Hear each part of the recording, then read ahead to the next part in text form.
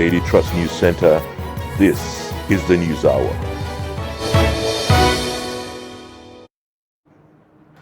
Tonight on News Hour, CBN dismisses claims of Naira printing material shortage as Niger State joins suit challenging Naira deadline. Presidential candidate intensify campaigns 2 weeks to elections. Fulani communities taking refuge in Nasarawa explain why they flee Taraba State. Away from Nigeria, police detained 12 people in Turkey over collapsed buildings following earthquake as death toll tops 25,000. Hello and welcome to Trust News Hour. I am Ayuba Ilya. Thanks for joining. Here's the news in details. The Central Bank of Nigeria has debunked claims about the incapacity of the Nigeria Security Printing and Minting PLC to print enough cash for circulation. The Apex Bank also denied claims that it plans to shut down commercial banks in a geopolitical zone. This was disclosed in a statement signed by the CBN's Director of Corporate Communications, Osita Nwanisobi, and CBN said NSPM is not experiencing insufficient printing materials as alleged by a report making the rounds in the media. It clarified that the CBN Governor Godwin Emefiele told the National Council of State in a meeting in the presidential villa on Friday that NSPM was working on printing all denominations of the banknotes to ease the sufferings of Nigerians. The Apex Bank also frowned at vested interests attempting to pitch the public against their bank and assured the public that the bank will continue to execute its constitutional mandate by ensuring the smooth nationwide circulation of the currency. Meanwhile, Governor Bello Matawalle of Zamfara State has ordered the arrest of anyone who refuses to accept the old currency notes of 200, 500 and 1,000 naira in the state. He said that the old currency notes remain legal tender until the final verdict of the case instituted against the Central Bank of Nigeria and the federal government by 3 northern governors of Kaduna, Kogi and Zamfara states at the Supreme Court. Now is resolved. Now Matawalle, who stated this at an event in Gusau in Zamfara State, explained that he and his counterparts of Kogi and Kaduna State approached the Supreme Court to order the extension and validity of the old 200, 500 and 1,000 naira notes. I took the decision to team up with the sister state of Kaduna and Kogi to seek the interventions of the Supreme Court to ensure that both the new and the old notes remain as legal tender beyond February. Gladly, the Supreme Court has given an interim injunction barring the CBN from enforcement of its plan of the recognition of old notes as legal tender from today, pending its final ruling on the matter on February 15th. The courageous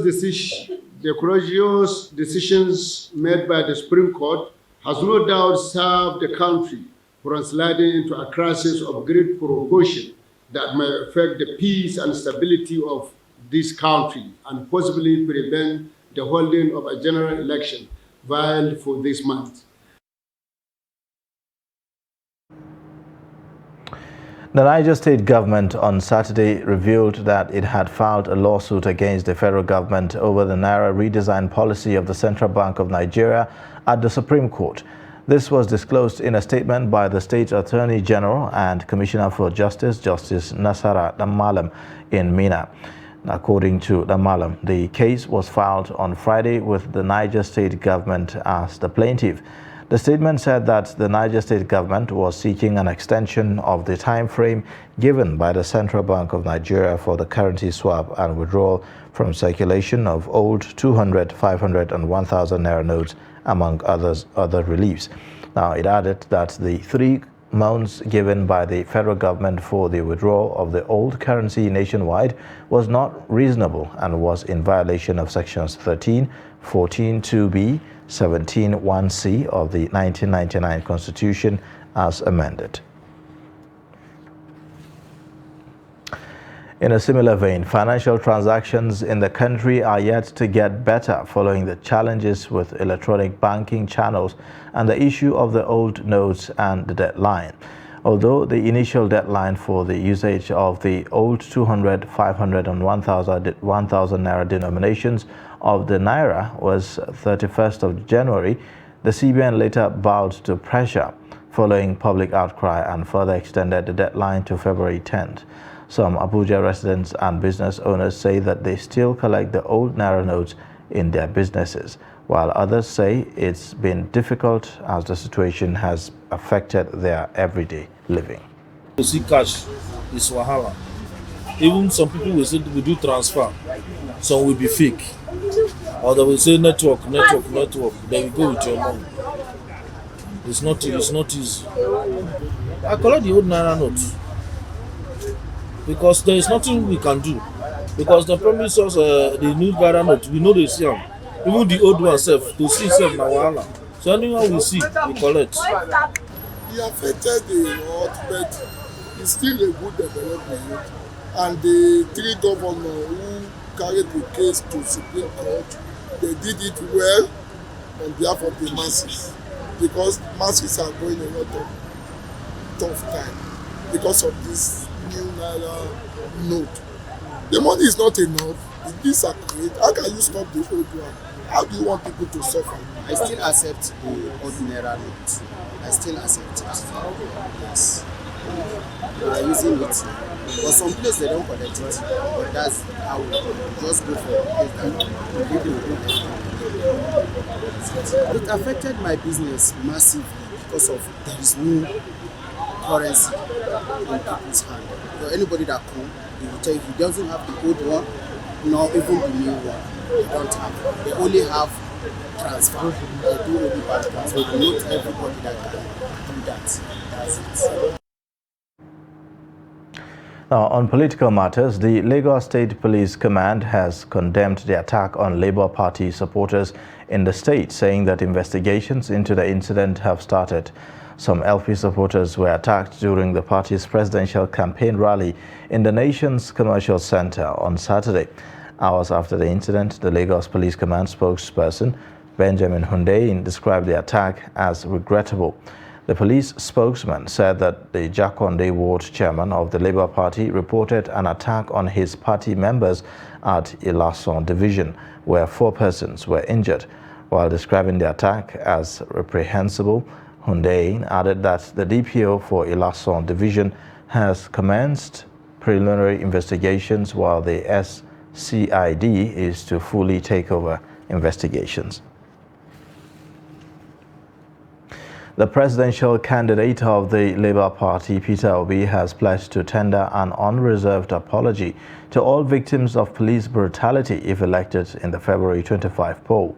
Speaking at the Labour Party Lagos rally on Saturday, Obi added that the law enforcement agencies will be equipped and more trained personnel recruited to enable them properly do the work of policing the nation. The ex-Anambra governor, who vowed to ensure law, order and security of the country, also assured voters of a free press that will be allowed to criticize what government's programs and activities. The LP candidate derided the ruling All Progressives Congress for its management of the economy, saying millions of Nigerians had fallen below the poverty line since the party first commenced governance in 2015. Obi promised to increase the nation's reserves through agriculture and stability of the currency. People have said, how are we going to do it? This Lagos will remain the center of our finance, center of our excellence, center of our transshipment and everything. But we assure you, Nigeria have all the factor endowment to be a great country. In a related development, the presidential candidate of the All Progressives Congress, Bola Tinubu, has promised to uplift the Arugungu Fishing Festival to a world-class event if elected president. Tinubu made the promise at the APC campaign rally in Birnin Kebbi, the Kebbi state capital.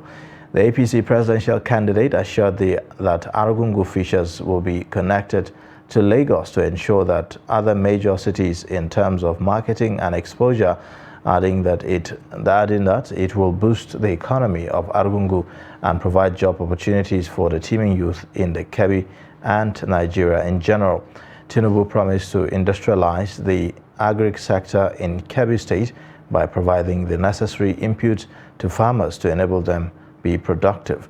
The national chairman of the APC, Abdullahi Adamu, and other party stalwarts urged the people of Kebbi to vote the APC in coming elections to enable them enjoy the dividends of democracy. You from Kebbi agricultural area, one of the largest grower of rice, you are a partner with Lagos State, with Baba Buhari. Don't worry, we promise you that we will give you the greatest and the best of economy.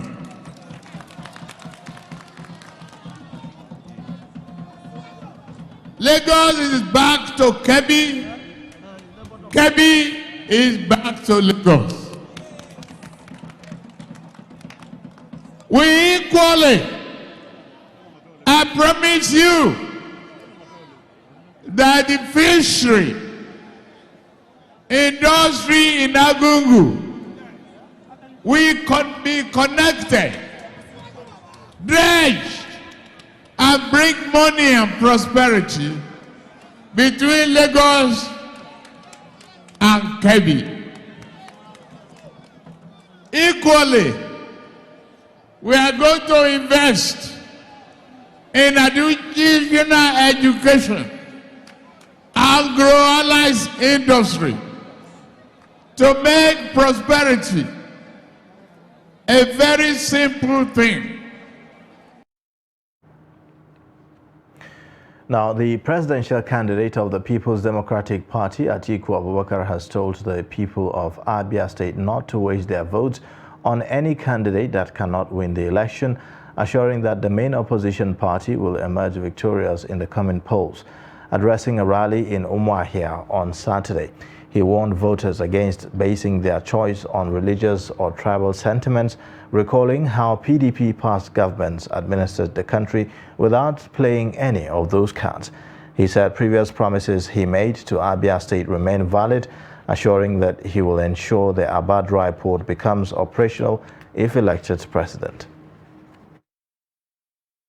Of the challenges you have faced in the last few weeks over the change of the currency, over scarcity of petroleum products. So many of our supporters could not come here. So it's quite understandable that the attendance is not commensurate with what we know of Abia, because Abia is PDP and PDP is Abia. In spite of that, we are very, very optimistic that in the forthcoming elections, you will come out and cast your vote for PDP. You have every reason to cast your vote for PDP. Because let me tell you, PDP is going to win.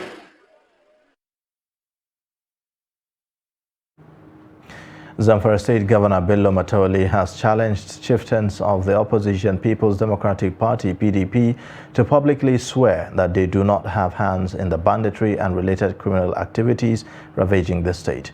The governor gave the challenge while swearing in new special advisors and judges at the Government House chamber in Gusau, the state capital. Zamfara PDP governorship candidate Dauda Lawal Dare, however, said that he will not join issues with the APC-led administration. The report. Governor Matawale said himself and Deputy Governor Senator Hassan Nasiha had publicly sworn to demonstrate their non-involvement in banditry ravaging the state for several years now. Governor Matawale will require anyone seeking for appointment in his administration to first swear that he has no connection with banditry, killings, cattle rustling, and other forms of criminalities in the state. And for the benefit of the swearing in of the judicial officers that take part of an oath that the government has initiated against all odds of criminality in the state. It is normal, not new, because it's a policy of my government. Whoever wants to take any position of the government must do this swearing that he has no harm on any act of banditry. Reacting to the challenge, PDP governorship candidate in the state, Dauda Lawal Dare, said he will not join issues with the APC administration. He said what the governor did is not new, as he has thrown similar challenge in the past to former governor of the state, Abdulaziz Yari, before his defection to the APC. Dare said the PDP has been engaging in issue-based campaigns and expects the governor, who is the candidate of the APC, to do same and refrain from accusing the oppositions of involvement with banditry in the state. The All Progressives Congress in Rivers State has criticized Rivers State Police Command's approach in handling issues of attacks on members and supporters in the state. The State Publicity Secretary of the APC, Darlington Nwauju, in a media briefing at the party secretariat, recounted that hundreds of APC supporters were killed and properties destroyed before, during and after the 2015 general elections. He said that the party has continued to suffer the same fate till date, especially the recent attacks without record of arrest. Nwauju, while accusing the police of issuing unprofessional statement on attacks against opposition political parties in the state, called on the Inspector General of Police, Usman Alkali Baba, to ensure that attacks on APC members and supporters, as well as other opposition parties, come to an end. On the same 28th day of January 2023 at Teberi in Ohuma local government area, 2 of our supporters were macheted for no other offense than being members of the APC. We cannot conclude this briefing without alerting the nation of moves to attack notable opposition figures in Rivers State. And we are committed to keeping the dictates to keeping to the dictates of the Electoral Act 2022 as amended and the letters of the 1999 Constitution as amended. We appeal to the Inspector General of Police, Usman Alkali Baba, to rise to the occasion and ensure that the ceaseless attacks on members of the opposition in Rivers State comes to an end. At the time of filing this report, Rivers State Police Command is yet to comment on the matter. Now, the Chief Justice of Nigeria, Justice Olukayode Ariwoola, says that the Supreme Court's silence on attacks on its judicial officers must not be mistaken for weakness or cowardice. The CJN gave the warning in a statement issued on Saturday in Abuja by the Supreme Court's Director of Press and Information, Festus Akonde. The statement is in reaction to the recent attacks on the judiciary by some group of persons over some recent political judgments delivered by the Apex Court.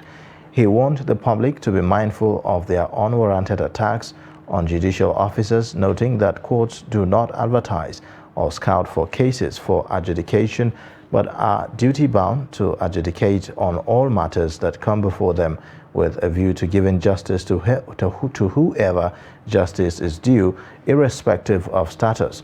He said that calling on the CJN to resign or attacking justices that sit on various panels as exhibited by a faceless group is rather prosaic.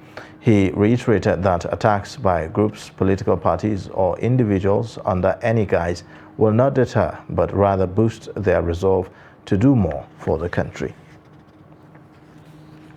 The candidate of the All Progressives Congress in the July 16, 2022 governorship election in Osun State, Adeboyega Oyetola, and his party, the APC, have filed a cross-appeal on the eligibility of Governor Ademola Adeleke to contest in the election. Adeleke, who was the candidate of the People's Democratic Party, was declared winner of the election by Independent National Electoral Commission, but the Election Petition Tribunal, in a split judgment, upturned Adeleke's victory on the ground of overvoting.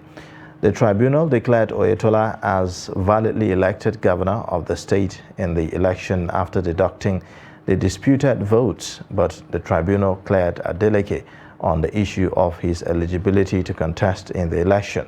INEC, PDP, and Adeleke have filed their separate appeals at the appeal court in Akure against the judgment of the Election Petition Tribunal on the matter. Oyetola and APC, in their cross-appeal at the appeal court, Akure, insisted that Adeleke was not qualified to stand election, insisting that the governor presented forged certificate to INEC. A former Enugu State Governor, Chimaroke Nnamani, has faulted his expulsion from the People's Democratic Party, describing it as null. The PDP National Working Committee on Friday expelled him and others from the party, citing anti-party activities. But hours after the move, the former governor said that the NWC lacks the powers to take such a decision. He quoted Articles 57, subsection 7, and 59(3) of the PDP Constitution to fault his expulsion from the party. Nnamani said that the decision of the party's National Working Committee was both a nullity and an illegality. Some Fulani communities from Bali and Gashaka local government areas of Taraba State have fled their homes after they claimed that they were under constant attacks by members of the state's vigilante group. Many of the victims had camped at motor parks in Jalingo and near the FCT before they moved to various states across the northern Nigeria. Musa Luka reports. No kettle, no goat. And here we are being chased like chickens, for God's sake. Men crying, women scared, and children confused is the welcoming sight at the Mararaba Motor Park near Nigeria's Federal Capital Territory. All sleeping under harsh weather conditions, there is no shelter for the over 100 Fulani men, women, children, and the elderly who have fled Taraba State. The Mararaba Motor Park has become their new open residence after they claimed gunmen they describe as Taraba State Vigilante Group unleash horror on their communities in Gashaka and Bali local government areas. Killing and confiscating our cattle, even chickens. They kill both small children and adults. We don't know our offense. What is our offense? Please, if someone has committed an offense, that person should be identified from among us, but there is none. The vigilante came on bikes and some on foot. They started firing guns and confiscated our cattle. We fled, but our elder brother could not run. They took everything away, with him as well. Mieti Allah Cattle Breeders Association of Nigeria, MAGBAN, says it started around April 2022. April, May, June, July. Kidnappers attacking villages and kidnapping the people in the area of Gasol local government where I resident. So some group of people decided to blame one ethnic group of Fulanis called Bokolo. They say they are the people that are causing this type of problem. The Taraba State Police Command, however, says it is not aware that hundreds of Fulani have fled the state following the attacks. Regarding any chase or any attack on any Fulani community in Serti, Barua town in particular, the command have not received any formal reports, and as such the command is aware that some Fulani settlements were chased or were attacked. Motor parks in Jalingo, the Taraba state capital, paint a contrary picture with more Fulani women and children camped and awaiting their exit from the state. For many of the displaced Fulani, the Mararaba Motor Park near the FCT offered a brief respite before they were moved to various locations across the country. Musa Luka, Trust TV News, Abuja. You're watching the News Hour on Trust Television. Coming up shortly,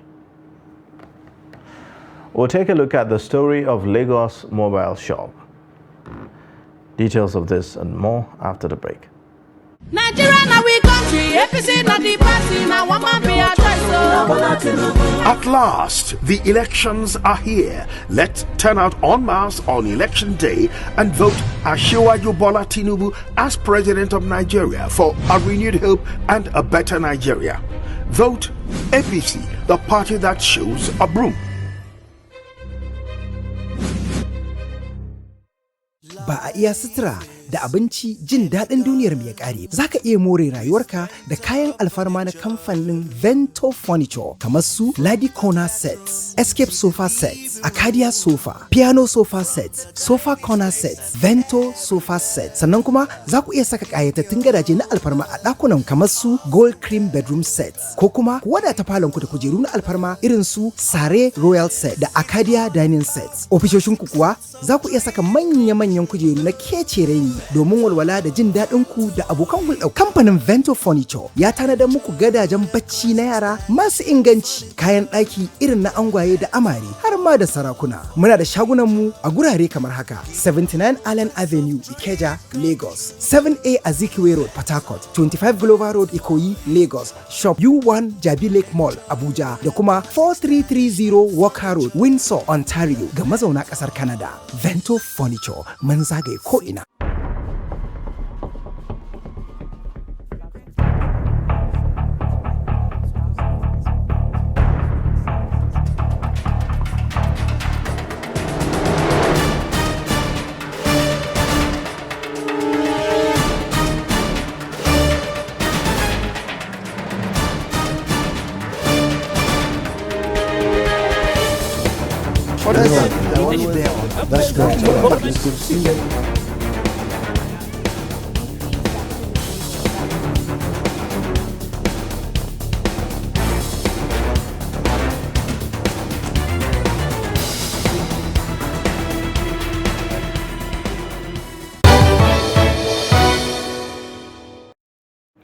Welcome back. This is the News Hour on Trust Television. Let's take a look at the top stories again.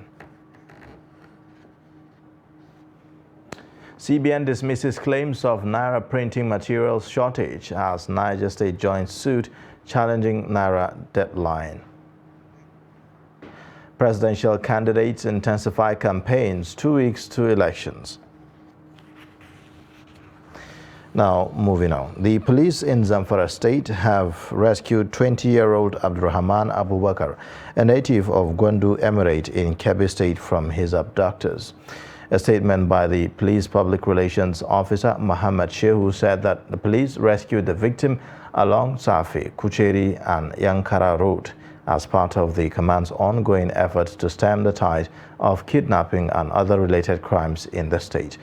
It said that in the course of debriefing, the victim informed the police that he was abducted on Monday, 7th of February in Gwandu by unidentified people on motorcycle and was taken to the forest where he spent 3 days in captivity. The victim was rushed to the police clinic for medical checks and thereafter reunited with his family and relations. The Commissioner of Police, Kolo Yusuf, congratulated the rescued victim for regaining his freedom while assuring of the continuous commitment of the police to rescue other victims in captivity. The Anambra Police Command has confirmed that gunmen killed 3 personnel on Friday in Ihiala, local government area of the state. The confirmation was contained in a statement by the command's spokesman, DSP Tochukwu Ikenga, on Saturday in Awka. Ikenga stated that on Friday at about 2:40 p.m., police officers attached to Ihiala Area Command responded to a distress call along Isheki Road, Ihiala, and recovered 3 bodies of fatally wounded policemen. He said that the officers came under attack and their vehicle set ablaze by the armed men. The spokesman said that the deceased policemen were attached to the Explosives Ordnance Department, Delta Police Command. According to him, the trio were on assignment en route to Abia when they were attacked in Ihiala area. He said efforts are currently on to track the gunmen. Now, men of Osun State Police Command have arrested 3 suspects for allegedly robbing students of the Federal Polytechnic, Ede. The suspects, who confessed to the crime, said that they are based in Lagos but were invited by one of the gang members of the operation in Ede, Hamid Oyegbade Hasmo. The suspects include Aziz Mustafa, 26-year-old, Ahmed Yusuf, 25-year-old, and a 23-year-old lady, Eniola Akintunde. Yusuf and Mustafa were arrested after robbing 3 student hostels of Federal Polytechnic, Ede. They dispossessed the students of 30 different brands of cell phones worth millions of naira. The suspects confessed that Eniola, who resides in Ede, and a girlfriend of one of them that escaped arrest, invited them to Ede to rob the student, but the lady denied knowledge of the robbery. We specialize in snatching phones. We sell the phones to maintain ourselves. It was our friend that invited us to Ede to rob the student. That was why we came from Lagos and robbed the Polytechnic students of their phones. Our friend told us that his girlfriend gave him a clue about a student's hostel in Ede. So we came with him and robbed the students. We stole their phones. They came to our town last year for a ceremony. My friend told me that they wanted to come back, and I said they should come. He asked me to direct them to the hostel. I took them there, but I didn't know they wanted to rob the students. The police public relation officer for Osun State Police Command, Yemisi Okpalola, speaking on behalf of the Commissioner of Police in the state, Kehinde Longe, said the suspect will be made to face the full wrath of the law. Hamid Oyegbade, Trust TV News, Osogbo. Now, as the country prepares for a new regime, we look into some of the legacy projects of President Muhammadu Buhari and how they affected the nation. The Presidential Fertilizer Initiative was born under the watch of the President and has successfully produced 60 million bags of fertilizer. Chamung Dabeng reports. The Presidential Fertilizer Initiative was established in 2016 under the regime of President Muhammadu Buhari. The initiative was designed to allow for production of fertilizer in the country as well as subsidize the cost of the product. Executive Secretary, Fertilizer Producers and Suppliers Association of Nigeria, FEPSAN, Gideon Negedu, speaks on the hows and whys of the PFI. The PFI was a product of necessity. When government came in, President Muhammadu Buhari's government, they inherited a major debt. Government had concerns how sustainably they could manage the subsidies on fertilizers vis-a-vis the requirements of farmers that was expanding a daily basis or on a yearly basis. There was a handshake between the private sector and the public sector to ensure that we catalyze or incentivize the private sector to produce or invest locally in fertilizer production capacities. President Muhammadu Buhari further supported the movement by engaging major producers of key raw materials and fertilizers in Morocco and Russia to ensure the attainment of economics of scale as well as discounts. That discount we have on those raw materials, it was hoped that will translate in lower prices or more affordable prices for farmers. We also engaged with a local producer, initially in Indorama and recently Dangote, to source what we call the urea fertilizers, which is also a requirement in blending. This is how it started. We started with about 2 blending plants. This was what was functional at the time when the program started in 2016. Now we are at about 72 blending plants all across the country. Pre-PFI, Nigeria was a net importer of fertilizer, and the initiative, which has been in existence for the past 7 years, has achieved much. The problem with importation was that you were restricted to just specific or generic blends. It didn't meet the specific requirement of farmers. We have our own special challenges here. We have our own crop requirements and nutrient requirements here as a country. So the PFI was able to solve that by ensuring that we have local capacity in the country to produce. The PFI has also been able to ensure that we are able to track fertilizer usage. You know where your fertilizers are coming from. When asked if the PFI would outlive the regime of President Muhammadu Buhari, the executive secretary said the initiative has transcended the government, adding that private sector players had since taken the bull by the horn. He said the PFI would last as long as there is the political will to keep the initiative going. Chamun Dabeng, Trust TV News, Abuja. A physically challenged person, Abdullahi Adamu, says he embraced petty trading to fend for his family rather than beg in the commercial city of Lagos. An auto crash could have left Adamu and his co-travelers incapacitated, but he moved on with his life. Here's the report. Until his involvement in a car accident, Abdullahi Adamu was ambitious of making big money in Lagos, where he came looking for greener pasture. The accident not only shattered his dream, but left him incapacitated with few ambitions. Adamu resorted to begging after the accident to raise capital. I just the look, say the that beg, the one where the people with the beg, no good. Other the person you get the chance, the one where you go come help you. Other nobody get the chance. You go anytime when you go come to talk and help me. The person you go tire. If you not say now your market in there for your hand. The myself you go chop. You go carry your brother, you go give him something, make it the chop.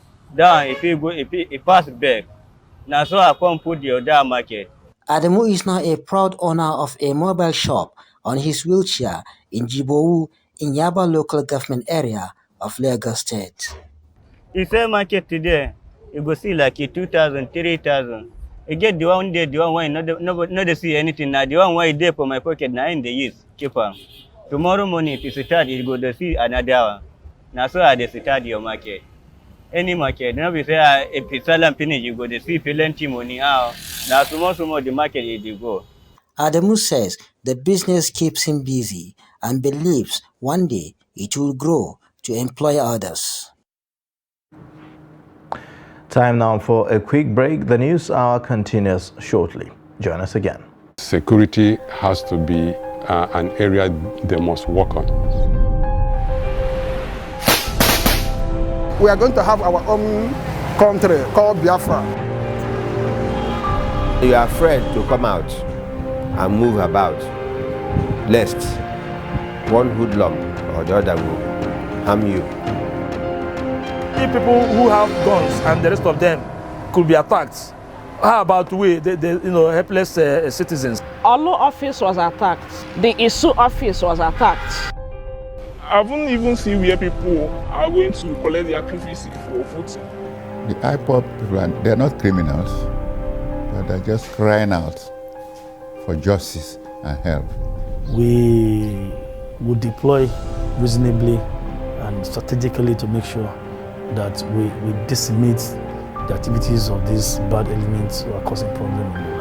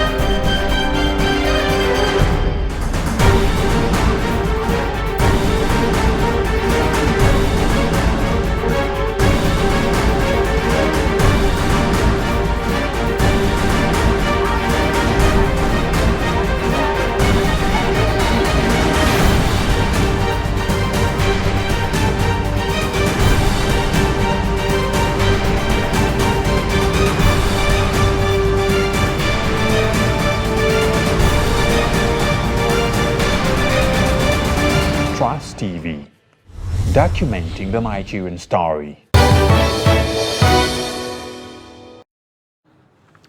Welcome back from that break. Now let's take a look at business updates presented by Chiamaka Umwafo.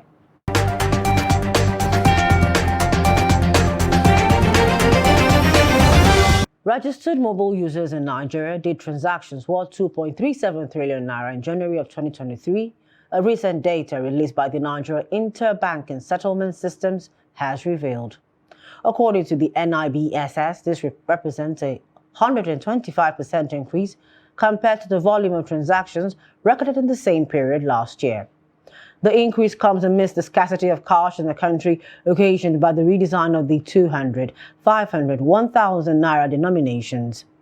The report also revealed that the volume of mobile transactions in Nigeria, Africa's largest economy, rose by 55% on a year-on-year basis to 108.1 million, in contrast to 32.6 million transactions registered in January of 2022. The NIBSS is owned by the Central Bank of Nigeria and all licensed deposit money banks in Nigeria, tasked with handling interbank payments in order to remove potential bottlenecks associated with interbank funds transfer and settlement. And in stocks, a total turnover of 944.293 million shares worth 22.710 billion naira in 18,615 deals was traded this week by investors on the floor of the exchange. The financial services industry, measured by volume, led the activity chart with 634.086 million shares valued at 6.442 billion naira traded in 8,540 deals. Consumer goods industry and the conglomerates industry came second and third respectively. Trading in the top three equities were Guarantee Trust Holding Company PLC, Universal Insurance PLC, and Transnational Corporation PLC. The NGX All Share Index and market capitalization appreciated by 0.21% to close the week at 54,327.30 and 29.591 trillion naira respectively. 24 equities appreciated in price during the week, 45 depreciated, while 88 remained unchanged. And that's it on business news. I am Chiamaka Umwafo.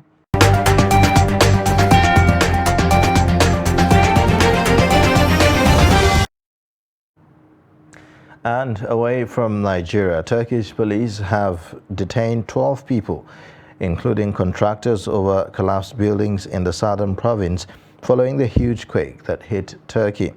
At least 6,000 buildings collapsed after a 7.8 magnitude tremor hit the region, killing more than 25,000 people, sparking anger over the poor quality of housing.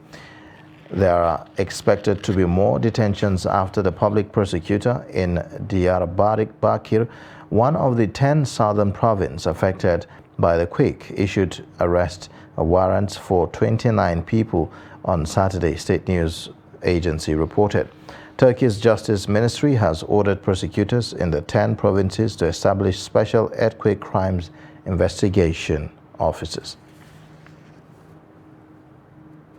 In a similar vein, rescuers pulled a 2-month-old baby and an elderly woman from the rubble on Saturday, 5 days after an earthquake devastated Turkey and Syria, leaving more than 25,000 dead.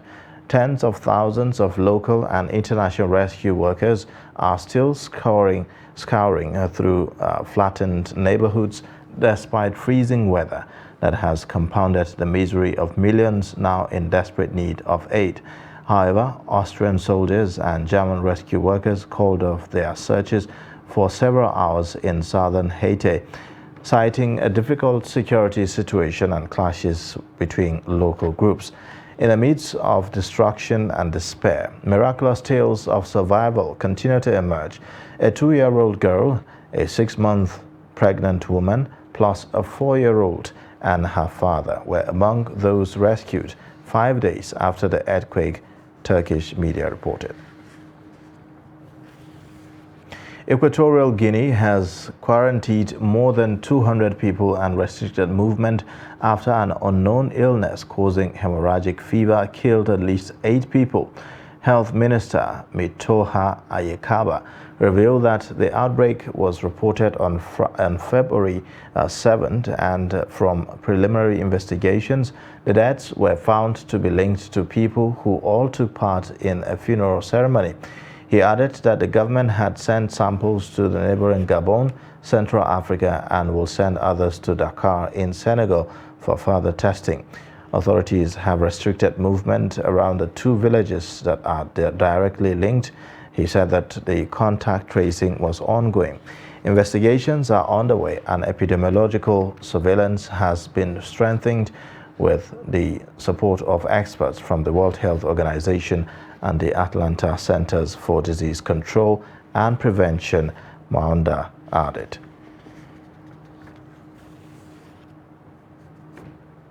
We'll now take a quick break. The news hour continues shortly. Join us again.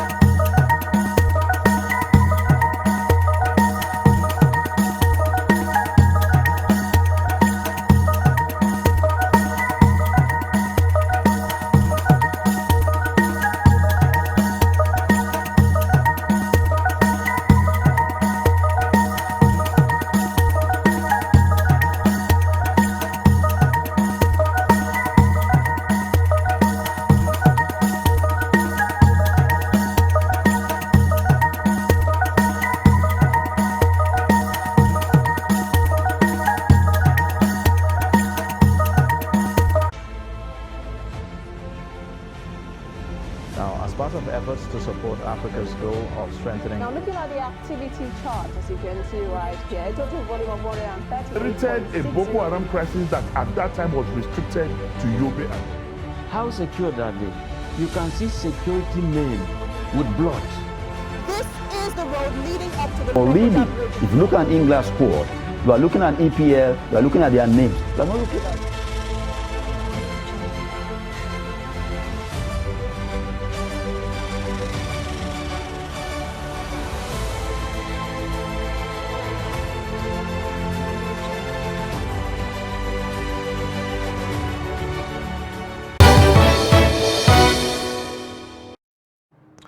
Welcome back from that break. Now let's take a look at sports.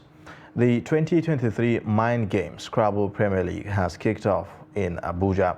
The league drew Scrabble champions from various locations who converged in Abuja to compete in the league's Day 1 and 2. Trust TV's sports correspondent Adeni Ajishafe reports.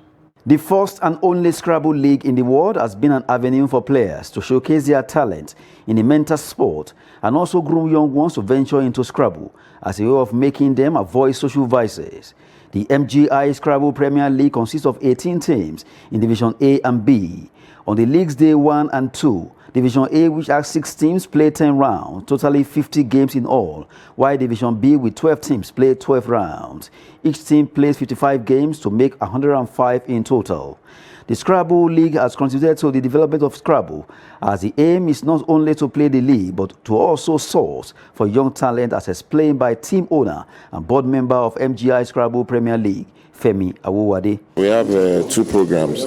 We have the MGI to School program, where we send people who know about Scrabble and who can transfer the knowledge of Scrabble. So they are Scrabble trainers. They go into secondary schools and higher institutions to teach people Scrabble, how to play, what to do, so that we can be breeding the champions right from infancy. We also have a program where we do a national and competition, a tournament, where we get the youth from various areas to come and participate in that kind of competition. So yeah, definitely we are catching them young. With innovations being introduced into Scrabble development in Nigeria by MGI team, Femi Awowade explains further on the aim of the Scrabble League. There's no other Scrabble League. This Scrabble League is fashioned after the football league, and there's no other country in the world that does this kind of league in competition Scrabble.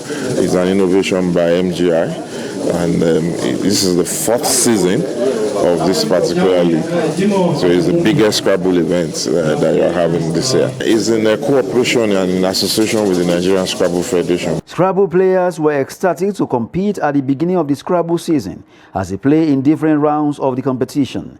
Team owner Musa Olashukbo called on corporate bodies to support the initiative in order to develop Scrabble, a sport which helps to get the youth off the streets. Nigeria still remains the best Scrabble playing nation in the world, and this is the potential we are trying to optimize. And we are also appealing to the private world, private sector. We're just looking for collaboration. This is a sport where we have enormous potential, and it's being played more by the youth. So for me, it's a double-edged sword. We can use it to keep them off the streets, off violence, and we can also use that to develop their mental ability. Day 3 of the Scrabble League will be in Benin City in June, while Day 4 and 5, as well as the grand finale, come up in Lagos in October 2023. That's Sport News. I am Adeniyi Ajishafe. Now, before we go, here's a look at Akika. Fed up with perennial darkness in his village, Israel Habimana sold his house and piece of land and used the proceeds to build a mini hydroelectric power station. Today, the Kihirehi region enjoys unlimited electricity access. Take a look.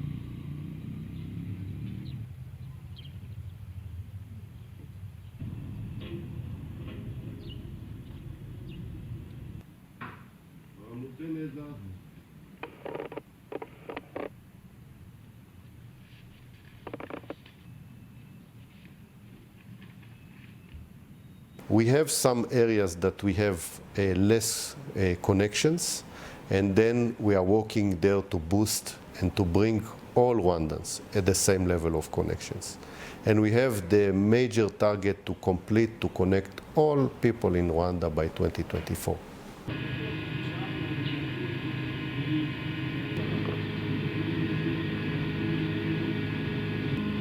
Twagombye kubyandika buri munsi. Ungo nahawe na rege n'ubuyobozi bwite bwa leta na rege ziramutse zose zigezweho umuriro byarushaho kunshimisha.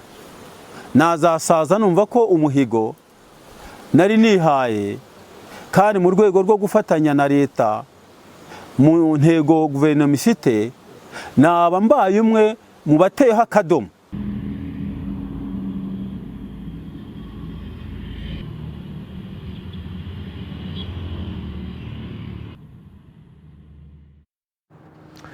An inspiring story, I believe. Well, that we've come to the end of the news hour for tonight. You can watch more via all our social media platforms and also on our YouTube live stream. I am Ayuba Ila. Thanks for watching. Bye for now.